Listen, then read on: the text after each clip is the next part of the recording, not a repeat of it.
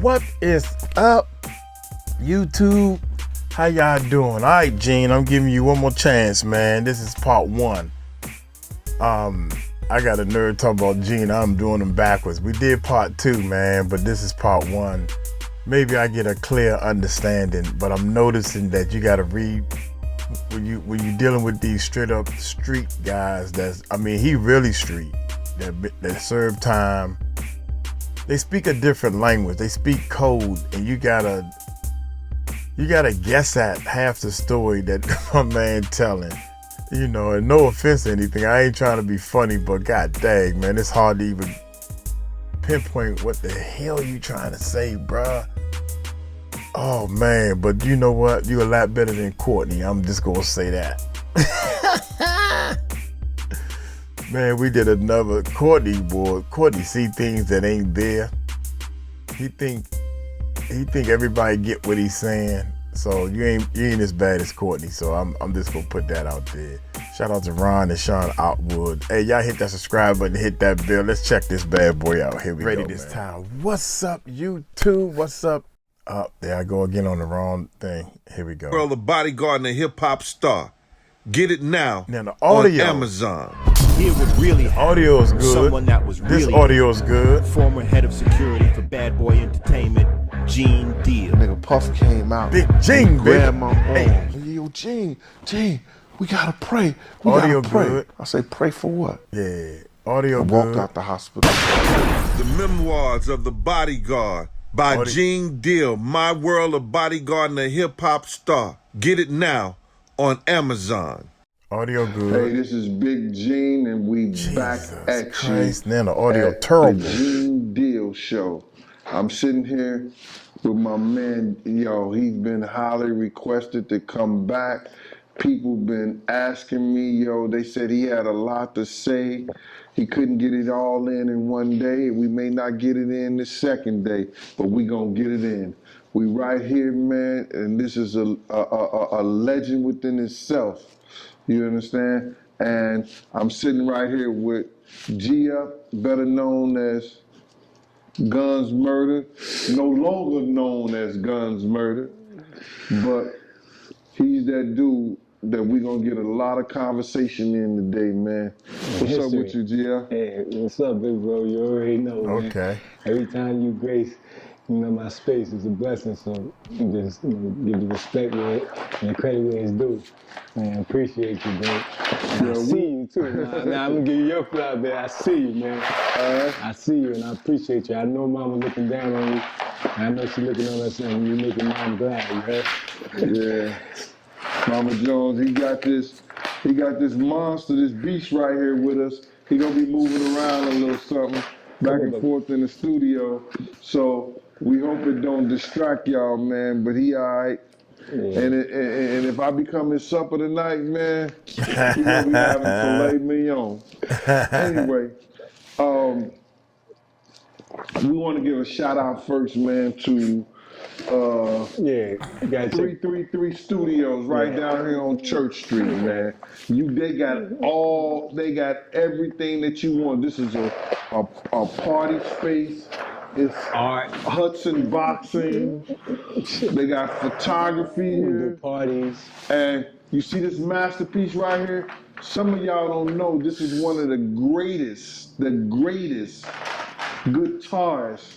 that ever plucked the fender down in rock and roll. Jimi Hendrix. The artist here, Ricardo, got masterpieces all around this place, man. I'm just upset I ain't bring my checkbook. But I'm gonna get a couple of things from him anyway. Mm-hmm. All right, so listen here, guys.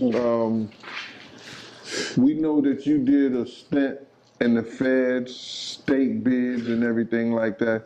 Now you out here working in this community and everything like that. Yeah. That's cool, that's good. How long you been out federal parole? January 15th, basically, Martin Luther King birthday, I was 33. I was set up, my own family, baby mom, brother, got his baby mother. They make a false report on me.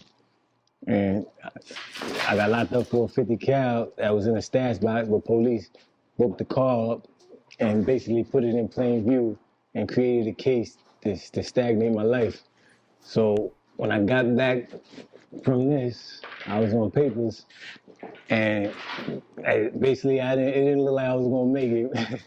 And I got Mama Wolf, God bless her dead, Big Gene. I got all my letters here. Go sit down. Go. Take them.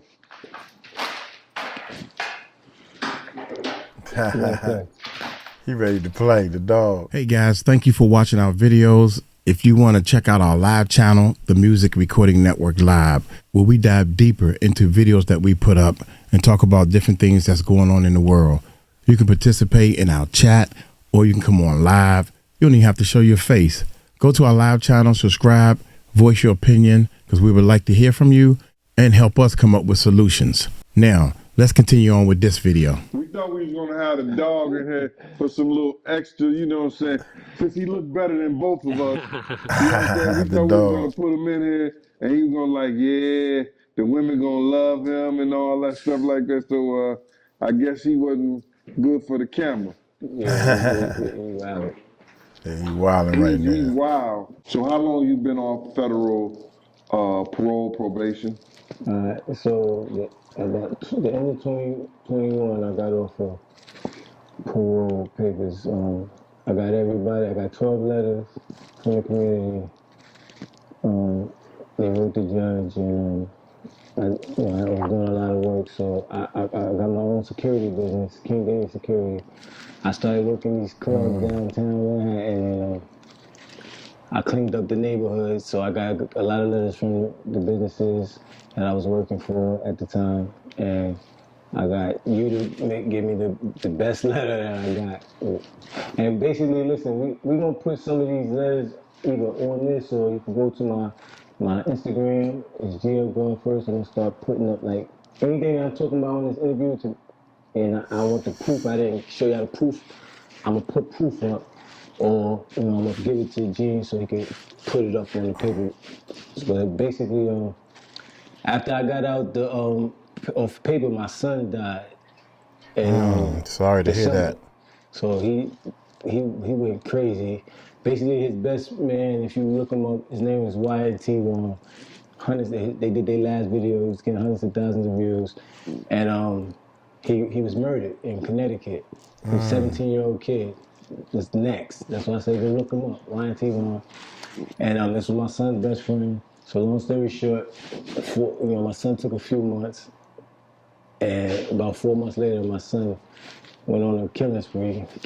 Shot some kid, killed some kid, killed this girl, killed his son.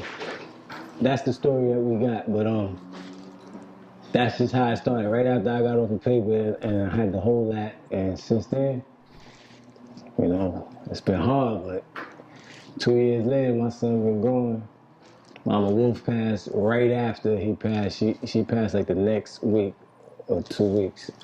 Mama Wolf was Anthony Wolf Jones' mother.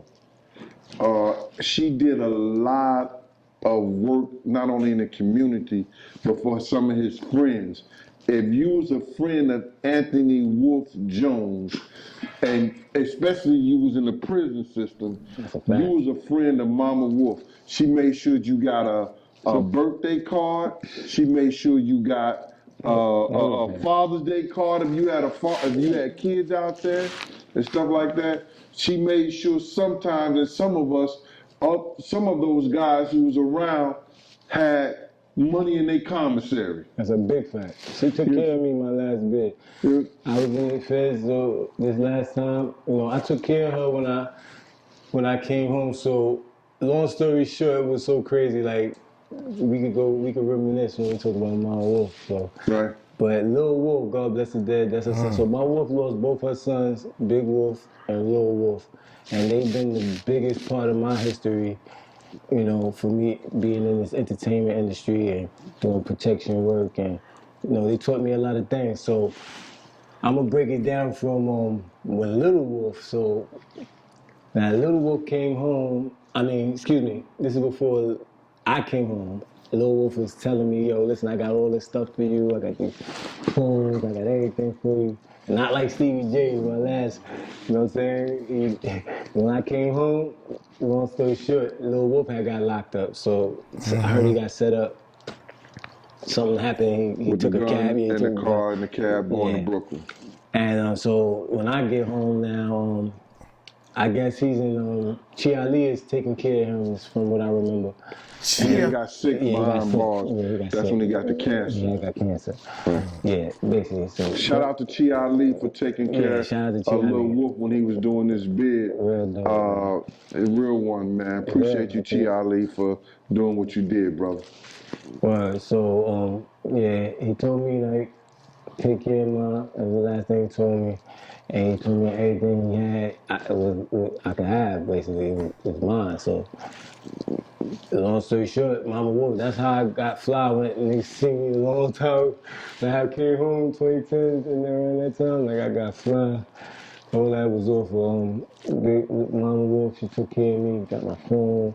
Like they really took me in. Like I didn't have nobody, and this is after everybody was gone, and I just came back up. So long story short, we're gonna break down how Big Wolf, and like I wanted to really break down like how I got in this insight. So it was really that the let's go back to the day the Club New York shootout. Right. That's where I want to start. Like I want you to start right there, but let me set this up for him right there, because it might be something that you don't know. Yeah, definitely. All right, you know, and you may know it, but I want to set it up for the audience. What happened is that Jennifer Lopez and Puff was supposed to be going on a Mediterranean cruise. You understand? They was leaving from the Hamptons. Puff was always in the Hamptons with Jennifer Lopez, right? So then he calls Wolf and asks Wolf, what are y'all doing? You understand? I was off, a couple other securities was off and stuff like that. You know, but I've had Puff on Fridays, and I have Puff sometimes on Friday, but mostly Saturdays and Sundays when he has his kids and everything like that. But or he's doing his shopping or whatever like that. For all you who don't know, the industry don't party on Saturdays and Sundays. They party on Mondays, Tuesdays, and Wednesdays. Okay. You understand? They're at the Cheetah Club on Tuesday. That's what the 𝗗𝗢𝗡𝗞𝗦 used to be out in front of Derek Parker. You understand? They might be doing Envies or something like that. The regular people who party, they party Fridays, Saturdays, and Sundays, and you might find some industry people as far as rappers may come through here and there and stuff like that if you was going to Envies or someplace. But that's work. They working. Back to this particular party, which was at the show, you know what I'm saying? And Jessica usually is the one who's doing that. It's always tragedy at her fucking parties, right? Somewhere or another. You understand? So now, Puff called Wolf and say, what y'all doing? He said, yo, we at the party of the show. He said, yo, I'm coming. And Wolf said, yo, stay there, man. You better get on this cruise thing with your girl, you with your woman. Stay with your woman. Puff get in a car service, and him and Jennifer Lopez come all the way from the Hamptons to Manhattan, Midtown Manhattan. Now, this is like somebody driving from Philly, downtown Philly, and coming to New York City. Or based on the traffic sometimes, if the LIE is messed up, it's like going to DC. 2.5, it could be anywhere from a 2-hour run or 2.5-hour run. So he gets to the party with Jennifer. Oh no, I wanted to break it down for when we meet up. Before we got to the party, because this is my part of my, this is like from my view. Because we was all in the BMW, and Puff, Shyne, Big Wolf, and Jennifer Lopez was in the limo. So they was in the limo in front of us. Oh, I'm talking about before you got to the party. Yeah, right before, because I got to tell it from this view, because my view different from them because they was in front of us and they got in the party first. And how they got in party first because they lost us at the bridge. So it was a red light. It was 4 of us in the car. It was me. It was a dude named Bumpy J. It was me, Castro, Bumpy J, and I think it was 𝗗𝗢𝗡𝗞𝗦 at the time. We was all side. We was all managed by Octagon. Ox was in the car with us, and then he got in the limo with them. That's when we stopped. So once we got in the limo, they shot on film. That's what I mean. So they lost us going on the way to New York because they ran the red light, and we got stuck at the red light. Boom. So when they get to, cause that was God, that was fake. Cause I swear how it turned out, they get there, boom. By the time we get there, we getting out. You know, it's taking us time because we didn't come with them. You know, they had all, so we got to get called. We had this. So by the time we get there, the shit go down and they coming out. So I didn't even get in the situation when this actually happened. I just seen the whole come out. And you know, I don't want to put what happened, but I took one of the hammers that actually was in the, I don't know if it went off or what, but I know I got arrested with the shit. So it's in my history, I could break it down.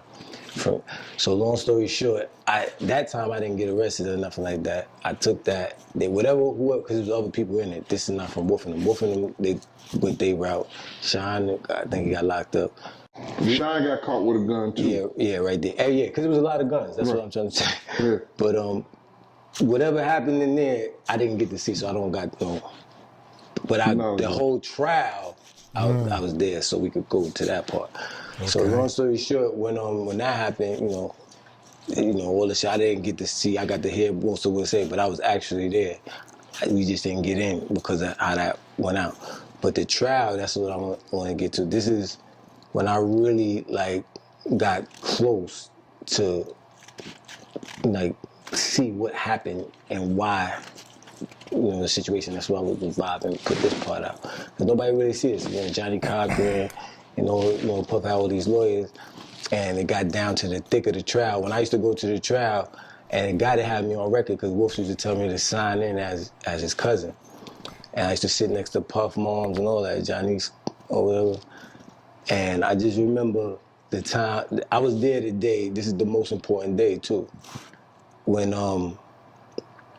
the lady with the dreads, she was a bodyguard, the heavyset lady, she got on the stand, and she said, I remember this shit, because before this shit even happened, to even build up to it, I was telling you, how Wolf used to, you know what I'm saying? He was like, bro, I'm not going down for this shit out of lie. You know, he didn't have nothing to do with the actual shit. Niggas, everybody was telling that Shyne or whatever, but Shyne was a kid like us at the time. So we looking at it from a kid view. It's not like we was in position. But the nigga Wolf, rough and puff ups, slap him up, all types of shit. Like, bro, I'm not making Puff do the right thing, because Puff was just, from my aspect, I know at that time I don't know how y'all know Puff. Y'all got shit over him. I'm looking at Puff like, this is a superstar. Damn, young, are you serious? Too many circles. I'm getting dizzy, cuz I'm getting dizzy. I'm trying to keep up, y'all. Oh my God. Puff was just, from my aspect, I know at that time. Puff was just what? Whatever, but Shyne was a kid like us. When Shyne was a kid. And at the like time, us. So we looking at it from a kid view. It's not like we was in position. But the nigga Wolf, rough and puff ups, slap him up, all types of shit. Like, bro, I'm not making Puff do the right thing, because Puff was just, from my aspect, I know at that time I don't know how y'all know Puff. Y'all got shit over him. I'm looking at Puff like, this is a superstar, and Wolf got us around this nigga, so if he both say do something to him, he done. We looking at how Wolf treating him. That's why I don't have the respect that people have for him, but that's how Wolf treated him. So when Puff see me, he know I think that he never really. But people won't even believe the fact that, when Wolf would rough Puff up, I was the only one could grab Wolf. Yeah, ain't no. You know what I'm saying? Yeah, that's a fact. And when I grabbed Wolf, I would say, yo, bruh, not here right now. Especially if he was doing it in the public. If he was in the office or we was in the studio, whoop his ass. Yeah. Let him know let him know. And people didn't understand that, because people think that we was just regular security for him. Nah, You understand? Niggas really was putting him on. Yeah, y'all was everything to him because without y'all, he can't live. You know what I'm saying? So what people was looking at, like the day he promised Whoop to give him that $300,000. You understand? Whoop was roughing his ass up in office. I'm sitting right there in the chair just laughing my motherfucking ass out. And Papa come to try to open the door, be like, yo, G. I was like, you alright? I'm not gonna do nothing to Wolf. You understand? I ain't gonna grab Wolf, I ain't gonna say nothing to Wolf.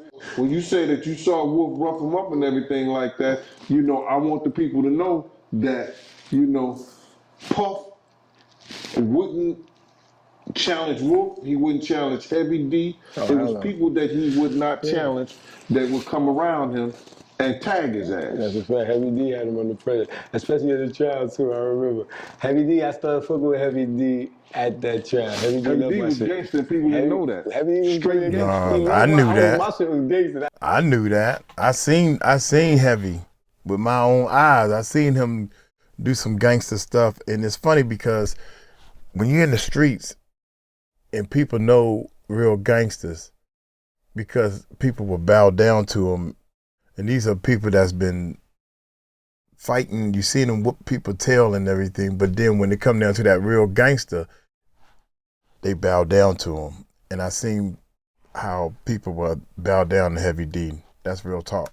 That nigga love my shit, bro. He had hurt me. I started fucking with Heavy D at that trial. Heavy D was gangster. People didn't know that. Heavy D was straight gangster. He loved my shit was gangster. That nigga loved my shit, bro. He had Herb McGruff too. I used to look up to Herb McGruff. Yeah, shout out to McGruff. Yeah, Gruff and Big L. That's family right there. Big L, shout out to Big L. That's the real legends of Harlem. And when it comes to that rap shit, admirers. You know what I'm saying? But so, you know, you saw Wolf, after you seen Wolf rough him up and everything like that? That's important. So this is at the trial. So after that, you know, I seen, like, Wolf attitude, I can't remember the exact words, but it was like, bro, I ain't got really nothing to do with this shit. I'm not going down for this yet. You better, you know what I'm saying, you got all this money, you got all this shit, you better fix this, and I need my shit. Like, the arguments, like, I don't know really what it was, but I'm just thinking about how it was.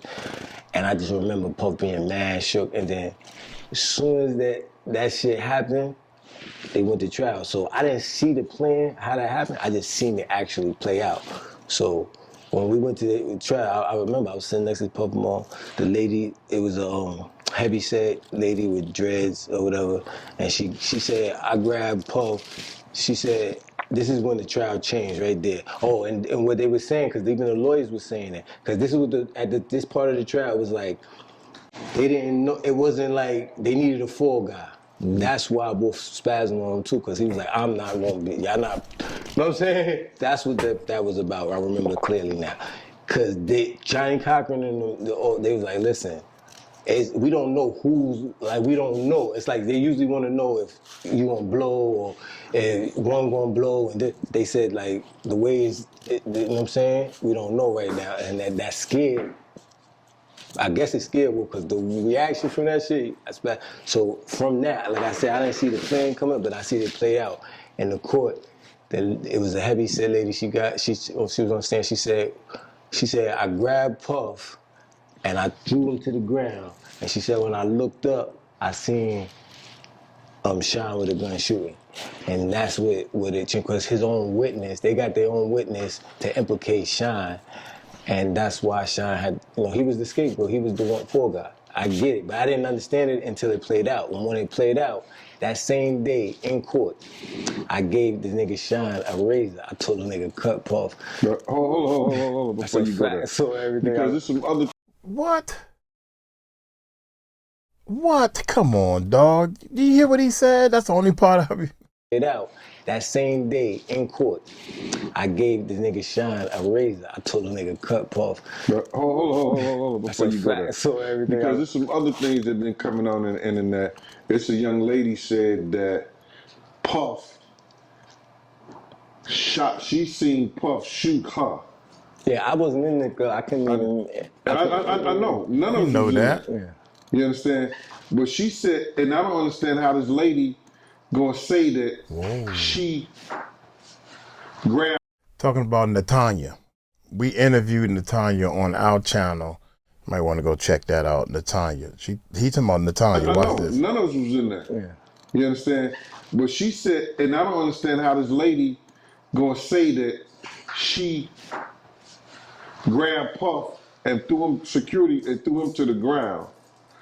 You understand what I'm saying? Exactly. That was set up, but that's what I'm saying. I know that for a fact, but that's how the law works. Even the DA do that. They'll sit there and tell a nigga to say some bullshit.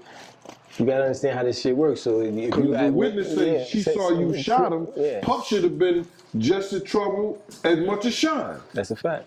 No ifs, ands, and buts about that. Yeah, but that was a setup. That was definitely a setup. I gave Shyne the razor. I seen it. I felt it, and Shyne was too hurt. He wasn't really like that. He was like that. He was tough, but he wasn't blooded to me. He wasn't all the way in at the time. Let's reminisce and go up a couple of months before that whole incident and stuff like that, man. You know, because Shyne didn't get into the game to be no gangster. No thug or no gangster. You ain't go into like your Yeah, I gotta go into it, bro, because what people don't understand is that, you know, the junior mafia shit too. the junior mafia That's what had him shook. Like drove that kid they made to him start carrying they made him tough. Like carrying guns and stuff every day, everywhere he went. Yeah, he wanted a gun. Nobody wouldn't give him a gun at first. He didn't really have a gun at first, but I remember when he got it. I know how that worked out.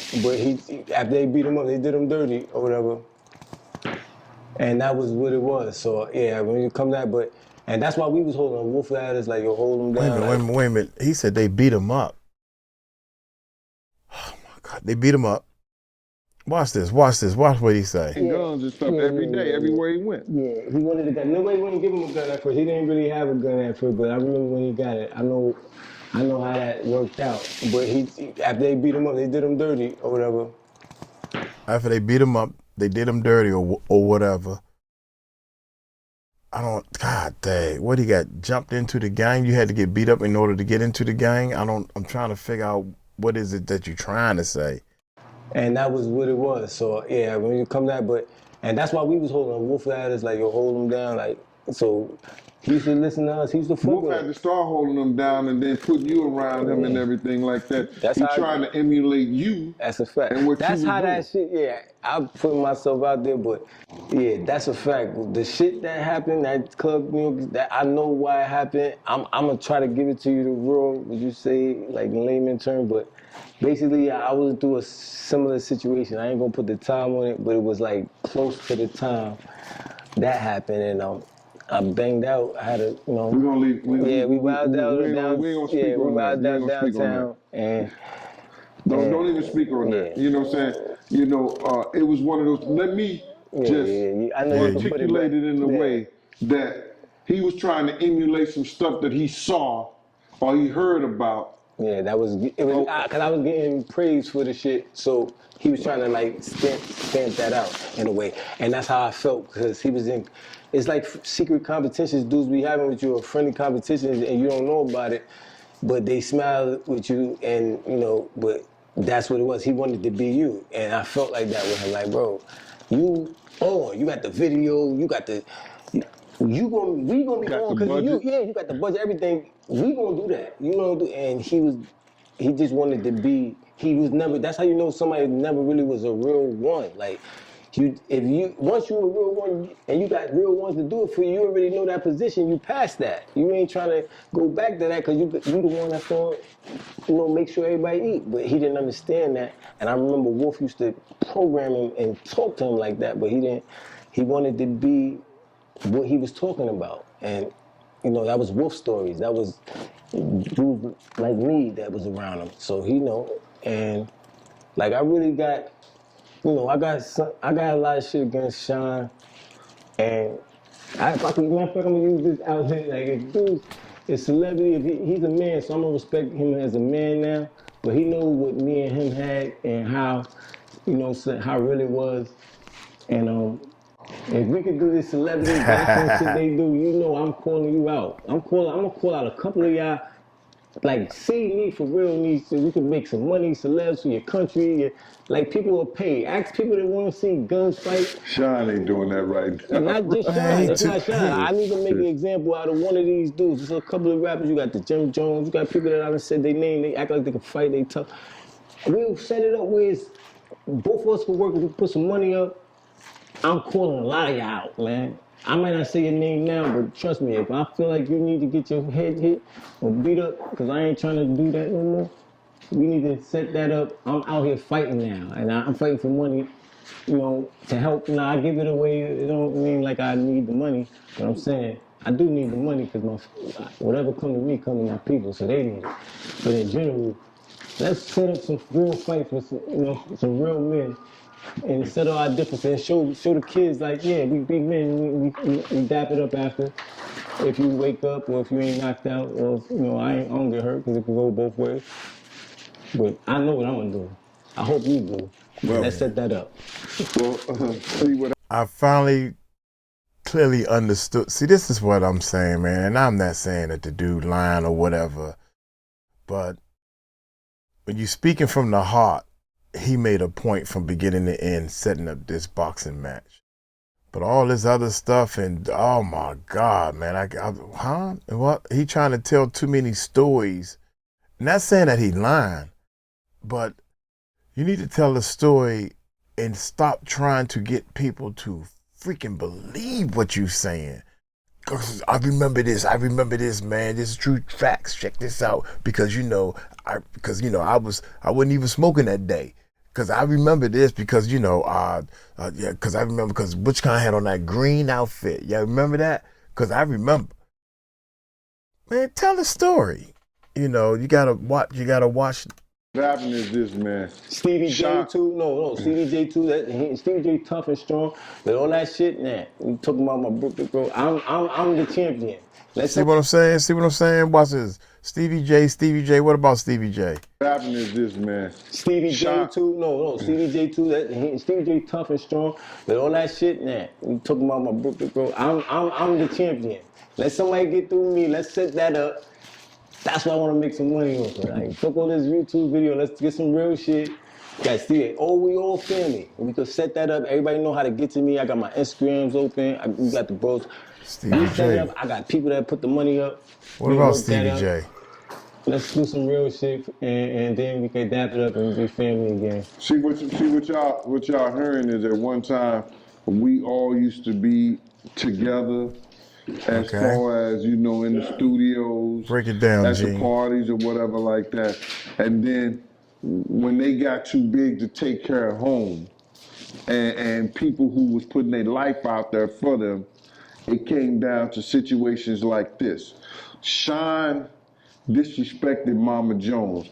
First she made her feel real good, invited her out to Belize. You understand? Showing her a good time in the whole 9 yards. And then his mother was jealous of Mama Jones. That's a fact. That's how it played out. His own mother.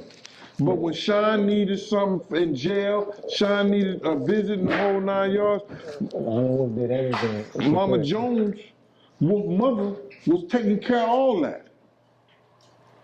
Was making sure he had all that. So when he got out of jail and he got those contracts, he got out of jail and got those contracts. Talk to him, Gene. He invited her out to Belize because when he had to be deported once he got out of jail. He had to be deported. Okay. Yeah. So now he brings her out there, and then for some reason, somehow, for lack of better words, he starts shitting on Mama Jones. She felt some type all of the way in Belize, and she making phone calls home talking about, yo, listen here, I'm coming home because this dude being disrespectful. Now, Wolf is dead, Lil Wolf is dead. You understand what I'm saying? And then that's how me and Shyne started going at it. But at the time, what I was mad about Shyne, now we're gonna go, that's the history I need to bring up. That's right. You got me right on tag. That's right. So yeah, that's when Shyne had came home. This is when I came home. So I came home 2010. I came home 2010 June. I think Shyne was home already for a little while. So nobody knew he was nice. Nobody knew he was nobody knew nothing about him at the time. Like they thought he was still the best, but he was actually garbage at the time. And I mean, he knew, because I done had the conversation with him at the time. So me and him had like a love-hate relationship, because I'm a real person, but he wouldn't show me, but then he'll do some bullshit. And I'm gonna break it down how it happened anyway, so we get the audience opinion. But long story short, Shyne come home and I get a deal. I got MMG. This is before Rick Ross, Puff, all of he. I had MMG since I was 14 years old, but it became a movement, and then we made it a music group. So Shyne and he was fighting us deported. Yeah, he was fighting us, but he was already deported at the time, and. I let him hear the music. I came home and did everything that I had my own company, and all. So he was like, "Yo, this will work." He seen the look and all that, and then he wanted to fuck with us hard. But we already was family, so it was never like I already knew what it was. So but we got the deal ourselves. So long story short, when we got the deal, it was when Koch turned to E1, we was the first ones. So this is so important to the game because people don't understand why I be feeling like I feel or how much influence, and I see, because now when I look back and I see how many people got on from the situation, I see like everybody follows the leader, bro. So we get the deal with Koch. It's we get the deal with Koch. I had Stevie J signed to me. I had this is all like pre-signing. It's not like I had all them vouching and they were gonna sign. You had Stevie J signed. Shyne. I had Castro. We had a few other groups. I had myself. And I had two execs, one that that helped me that I met in the Feds, and my accountant that's still with me to this day, Lopez. So, long story short, when we got the deal, it was they wanted to give Castro, the rapper, $750,000 advance, me $750,000 advance, and they wanted to give us a $4.5 million deal. Okay. For the label. Okay. And this is when Koch first turned to E1, so we was in negotiations. So at this time, Shyne had just came home, but he been home for a while, but he was trying to be Jewish. So I was born into the Hebrew Israelites. I already seen like this is another thing. He was trying to do better than me. It's like me and him definitely got history. So long story short, when he's on the plane, like I remember the conversation. I'm going back. This is like 2010, and he's like, I'm like, yo, I need you to. There's record sex. They ready to put the deal in. Blah blah blah. Okay. So he did one call, so they knew like this is at first. But then once we got the deal up. So we was trying to get 10 million, and we was getting more people involved. And it was the important time for everything to go down. And what Shyne do is, he said he was going on a pilgrimage or whatever, he going to Mecca. I forgot whatever they do to be the type of Jew he was becoming. Yeah, he was trying to be ascetic. So they was going to Jerusalem. Yeah, he went to Jerusalem. Oh, at the time, yeah, that's a fact. So, long story short, he used that as an excuse not to make the meeting that was important. So what he did was, long story short, I got mad love for Shyne Run. He's one of the realest and the first that started all this shit too. And he was inside. This is who had Shyne when he was inside. So when Shyne went in, I had went in, if we go to that part, before this part when I came home. So I had two gun cases. I caught a gun case with Shyne. I had caught a gun case on my birthday. I beat one gun case and I did a bullet for the other one while Shyne had one at the time. So I was there to vouch for him, and he, that's how he became blood. Oh my God, yeah. Live from 𝗗𝗢𝗡𝗞𝗦.